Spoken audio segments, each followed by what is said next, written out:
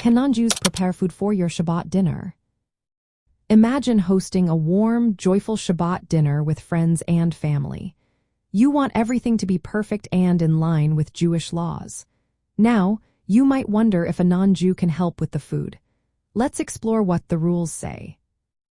According to Kashrut, the Jewish dietary laws, food cooked entirely by a non-Jew without Jewish involvement is generally not considered kosher. This is because of the law called bishul akum, which means cooking by a non-Jew. It exists to prevent social mingling that could lead to intermarriage and to keep kosher food pure. If a non-Jew cooks the food without any Jewish participation, the food is not kosher and should not be eaten. The vessels used by a non-Jew for cooking also absorb non-kosher status. These vessels need to be koshered or ritually purified before they can be used again for kosher cooking. However, there are some important exceptions. If a Jew participates in the cooking process, such as lighting the fire, placing the food on the stove, or turning it over during cooking, the food can be considered kosher. Jewish involvement is key to maintaining the kosher status of the food. If a non-Jew is cooking in a Jewish home or a kosher kitchen where a Jew supervises, the situation changes.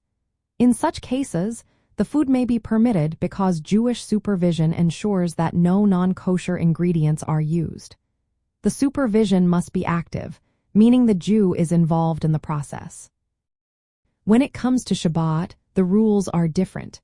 Cooking is not allowed for anyone, Jew or non-Jew, on Shabbat itself.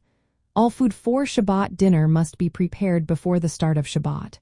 This means cooking must happen during the week or before sunset on Friday.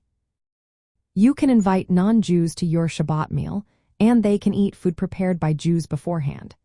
There is no issue with non-Jews eating kosher food in a Jewish home on Shabbat. The main concern about non-Jews preparing food applies to Yom Tov, the Jewish festivals, when cooking is permitted for the mitzvah of rejoicing. But even then, cooking specifically for non-Jews is not allowed. For practical purposes, when preparing for Shabbat dinner, all cooking should be done by Jews before Shabbat begins. Non-Jews can help with tasks that do not involve cooking, like setting the table or cleaning. If a non-Jew helps in the kitchen, they should not be involved in cooking or handling hot food during Shabbat.